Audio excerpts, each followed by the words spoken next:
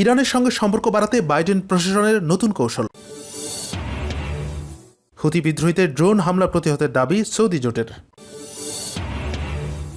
Russia ইউরোপীয় ইউনিয়নের সম্পর্ক সর্বনিম্ন পর্যায়ে, জানালো বোরেল। নতুন ভ্যাকসিনের ক্লিনিক্যাল ট্রায়াল শুরু করল ইরান, রুশ টিকা দেওয়া শুরু মঙ্গলবার। এজিয়ান সাগর থেকে 84 শরণার্থীকে উদ্ধার করল তুরস্ক। ইয়েমেন পরিস্থিতি নিয়ে আলোচনায় ইরানের জাতিসংঘ দূত। করোনার বিধিনিষেধ ও টিকার বিরুদ্ধে ডেনমার্কে বিক্ষোভ। এবং সর্বশেষে থাকছে পাঠাওয়ার সহপ্রতিষ্ঠাতা ফাহিম আমেরিকায় কত টাকা রেখে গেছেন, এ নিয়ে থাকছে একটি অনুসন্ধানী প্রতিবেদন।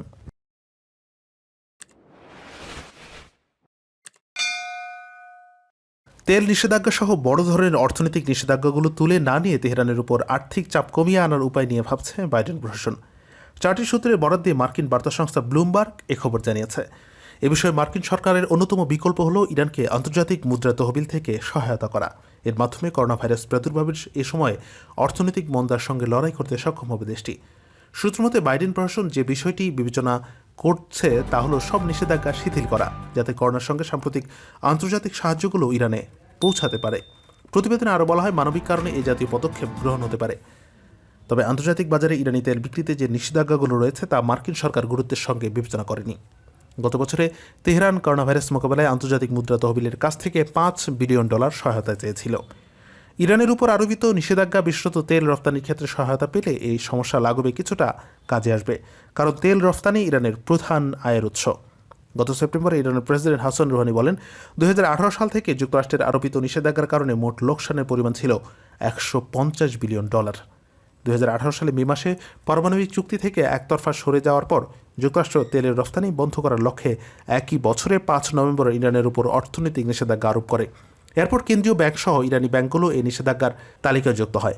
ফলে ইরানের অর্থনীতি ক্ষতির পরিমাণ অনেক বেড়ে যায়। মার্কিন নিষেধাজ্ঞার ফলে অনেক দেশ ইরানের সঙ্গে তাদের বাণিজ্যিক লেনদেন বন্ধ এবং তেহরান থেকে তেল কেনা বন্ধ করে দিয়েছে। বাইডেন প্রশাসন এই চুক্তিতে ফিরে যেতে চায়, তবে একই সঙ্গে ইরানকেও তা মেনে চলার দাবি জানিয়েছে। অন্যদিকে তেহরান ওয়াশিংটনের ওই চুক্তিতে প্রথমে ফিরে যাওয়ার আসার প্রয়োজনীয়তার উপর জোর দিয়েছে। তবে সৌদি আরবের নেতৃত্বে উপসাগরীয় দেশগুলো নতুন পারমাণবিক চুক্তিতে পৌঁছার লক্ষ্যে ইরান ও আমেরিকার মধ্যে যে কোনো নতুন আলোচনায় অংশ নিতে চায় বলে জানা গেছে।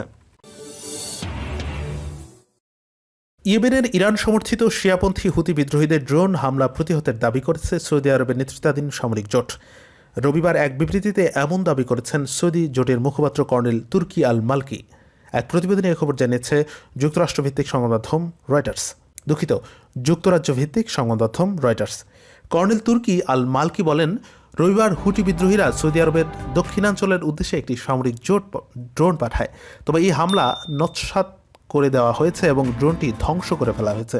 তিনি দাবি করেন, বেসামরিক লক্ষ্যবস্তুর উপর হামলা চালাতেই ড্রোনটি পাঠানো হয়েছিল এবং এর ভেতরে বোমা রাখা হয়েছিল। এমন সময় রিয়াদের নেতৃত্বাধীন সামরিক জোটের পক্ষ থেকে হুতি বিদ্রোহীদের ড্রোন হামলা নস্যাতের খবর দেওয়া হলো, যার কদিন আগে ইয়েমেনে সৌদি অভিযানকে আর সমর্থন না করার ঘোষণা দেয় মার্কিন প্রেসিডেন্ট জো বাইডেন। বাইডেন সাফ জানিয়ে দেন, ইয়েমেনে সৌদি আরবের যুদ্ধকে আর সমর্থন করবে না যুক্তরাষ্ট্র, বরং চলমান সংকট নিরসনে শান্তিপূর্ণ সমাধানের পথ খোঁজা হবে। তার ভাষায়, আমেরিকা ফিরে এসেছে, কূটনীতিও ফিরে এসেছে।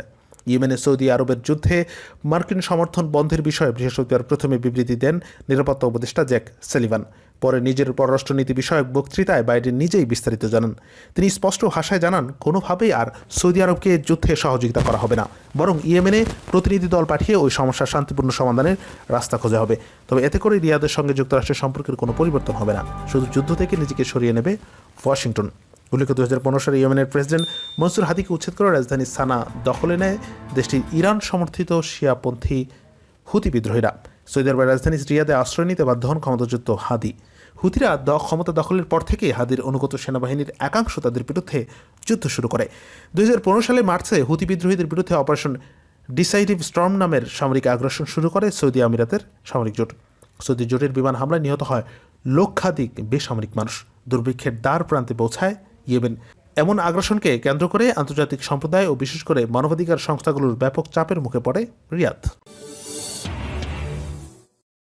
ইউরোপীয় ইউনিয়নের পররাষ্ট্রনীতি বিষয়ক প্রধান জোসেফ বোরেল বলেছেন, 27 জাতির এই জোটের সঙ্গে রাশিয়ার বর্তমান সম্পর্ক সর্বনিম্ন পর্যায়ে পৌঁছেছে।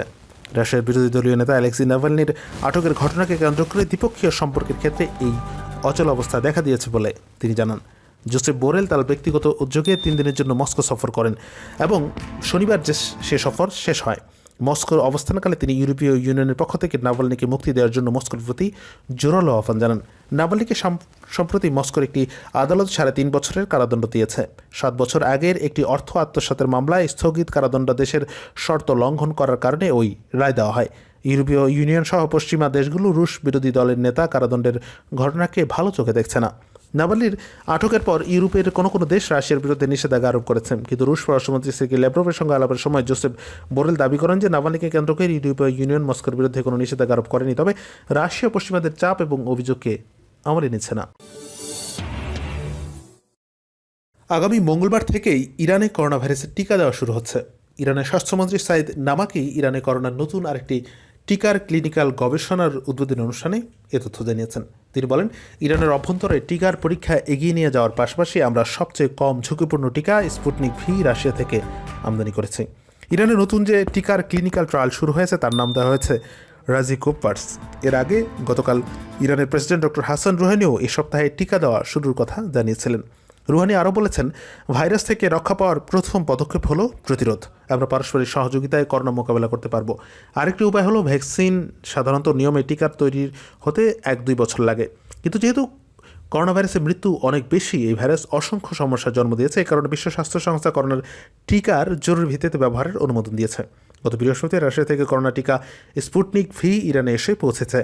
মস্কোর সঙ্গে তেহরান এই সংক্রান্ত যে চুক্তি করেছে তাতে ইরানেই যৌথভাবে টিকা তৈরির কথা বলা হয়েছে।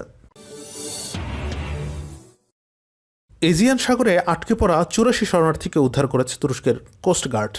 শুক্রবার সাগরের 2টি ভিন্ন স্থান থেকে তাদের উদ্ধার করা হয় বলে তুর্কি কোস্টগার্ড সূত্রে জানা গেছে। গ্রিসের লিসবস দ্বীপ যেতে চাওয়া 65 শরণার্থী মোটর বোটে করে যাত্রা করার পর ইঞ্জিন বন্ধ হয়ে গেলে সাগরের মধ্যে আটকা পড়েন তারা। পরে তুর্কি কোস্টগার্ডকে সাহায্যের জন্য আবেদন জানালে তুরস্কের পররাষ্ট্র পশ্চিমাঞ্চলীয় বালিকেসির প্রদেশের আইভাজিক উপকূলের কোস্টগার্ড তাদের উদ্ধার করে। অপর ঘটনায় রাবার বোটে চড়ে যাওয়া 19 শরণার্থীকে গ্রিসের সমুদ্রসীমা থেকে ফেরত পাঠানো হলে উজমির প্রদেশের দিকিলি উপকূলের কোস্টগার্ড তাদের উদ্ধার করে। উদ্ধার শরণার্থীদের নিয়ম মতো পর্যবেক্ষণের পর প্রাদেশিক অভিবাসন কর্তৃপক্ষের কাছে পাঠানো হয়েছে। মধ্যপ্রাচ্য এবং অন্য অঞ্চলের বিভিন্ন দেশ থেকে দারিদ্র্য, যুদ্ধ, নিপীড়ন থেকে পালিয়ে ইউরোপগামী শরণার্থীদের কাছে তুরস্ক গুরুত্বপূর্ণ সংযোগ পথে পরিণত হয়েছে।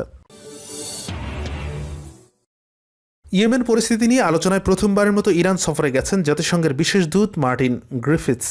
ইয়েমেন যুদ্ধে সৌদি আরবকে আর সমর্থন দেবে না যুক্তরাষ্ট্র। মার্কিন প্রেসিডেন্ট জো বাইডেনের এমন ঘোষণার পর এ সফরে গেলেন তিনি।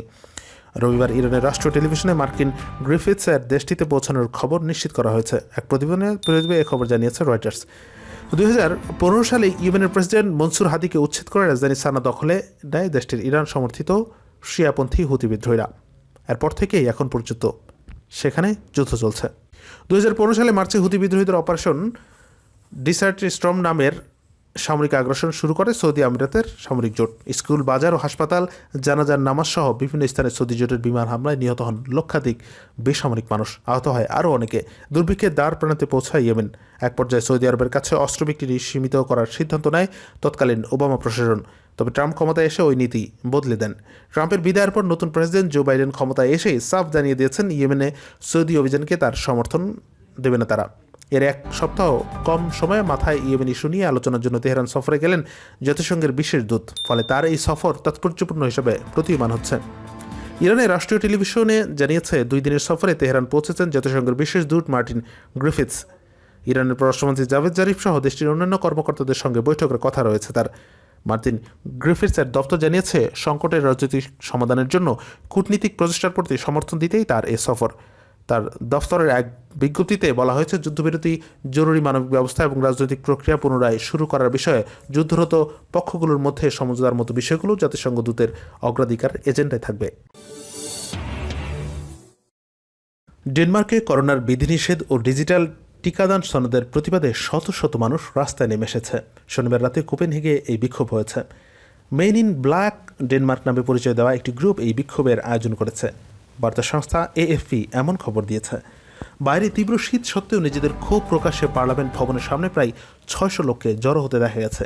দেশটির আংশিক লকডাউনকে একনায়কতন্ত্র আখ্যায়িত করেন বিক্ষোভকারীরা। তবে তাদের ক্ষোভের মূল কারণ ডিজিটাল টিকা পাসপোর্ট। ইউরোপের অন্যান্য দেশের মতো ভ্রমণের জন্য ডেনমার্কও কোভিড-19 টিকা গ্রহণের ডিজিটাল সার্টিফিকেট চালু করতে চায়। এটি ক্রীড়া ও সাংস্কৃতিক অনুষ্ঠানের পাশাপাশি রেস্তোরাঁগুলোর জন্য ব্যবহার করা হতে পারে। প্রতিবাদী আয়োজকরা বলছেন, এই ধরনের পাসপোর্ট টিকা দেওয়ার বাধ্যবাধকতা বোঝায় এবং ব্যক্তির স্বাধীনতার উপর আরও বিধিনিষেধ আরোপ করে, যদিও ডেনমার্কে টিকাদান বাধ্যতামূলক নয়। বিক্ষোভকারীরা উত্তর কোরিয়ার স্বৈরশাসন কিম জং উনের মতো দেখতে প্রধানমন্ত্রী মেটে ফ্রেডেসিনকে ছবি বহন করে। অনুমোদিত ওই সমাবেশটি শান্তিপূর্ণ ছিল, পুলিশও মোতায়েন করা হয়। বাংলাদেশের রাইড শেয়ারিং অ্যাপ পাঠাওয়ের সহপ্রতিষ্ঠাতা ফাহিম সালেহ $60 লাখ রেখে গেছেন। উন্নয়নশীল দেশের এলন মাস্ক হিসেবে পরিচিত ছিলেন 33 বছর বয়সী ফাহিম। গত বছরের জুলাই নিউ ইয়র্কের হাউস্টন স্ট্রিটের অ্যাপার্টমেন্টে খুন হন তিনি। ফাহিমের হত্যাকারী হিসেবে তার ব্যক্তিগত সহকারী টাইরেস ডেভো হ্যাসপিলকে গ্রেফতার করা হয়। এখন তার বিচার চলছে। খুন হওয়ার আগে ফাহিম কোনো আইনগত উত্তরাধিকারপত্র রেখে যাননি। যুক্তরাষ্ট্রের বিভিন্ন অঙ্গরাজ্যে সম্পত্তির উত্তরাধিকারী নিয়ে ভিন্ন ভিন্ন আইন রয়েছে। নিউ ইয়র্কের ম্যানহাটন সারোগেট আদালতে ফাহিমের বোন রিফায়েত সালেহ তার ভাইয়ের সম্পত্তির ব্যাপারে সিদ্ধান্ত নিতে আবেদন জানিয়েছেন। এই আবেদনের সূত্র ধরেই জানা যায় ফাহিম $60 লাখ রেখে গেছেন। ফাহিম অবিবাহিত ছিলেন। ম্যানহাটনের অ্যাপার্টমেন্টের জন্য ফাহিমের $18 লাখ ঋণের তথ্য রয়েছে আদালতে। নিউ ইয়র্ক অঙ্গরাজ্য আইন অনুযায়ী ফাহিম অবিবাহিত হয় এবং কোনো উইল না থাকায় তার সমুদয় অর্থের আইনগত উত্তরাধিকার হবে তার মা রায়হানা সালেহ ও বাবা সালেউদ্দিন আহমেদ। পরিবারের পক্ষ থেকে আদালতে ফাহিমের রেখে যাওয়া অর্থের জন্য দ্রুততার সঙ্গে প্রশাসক নিয়োগের আবেদন জানানো হয়েছে। ফাহিমের ব্যবসার কার্যক্রম চালিয়ে নেওয়ার জন্য এটা প্রয়োজন বলে আবেদনে উল্লেখ করা হয়েছে। আদালতে করা আবেদনে বলা হয়, চূড়ান্ত সাফল্যের আগেই ফাহিমকে নিষ্ঠুরতার সঙ্গে স্তব্ধ করে দেওয়া হয়েছে। মা বাবা বোনের ফাহিমের ব্যবসা ও তার স্বপ্ন জিয়ে রাখতে ইচ্ছুক। বিচারক ফাহিমের অর্থ থেকে $60 লাখ উত্তোলনের জন্য আবেদনকারীকে অনুমোদন দিয়েছে। এ ব্যাপারে নিউ ইয়র্ক পোস্ট সহ একাধিক সংবাদ মাধ্যম পরিবারের সঙ্গে যোগাযোগ করেছে, তবে পরিবার এ নিয়ে কোনো মন্তব্য করতে রাজি হয়নি।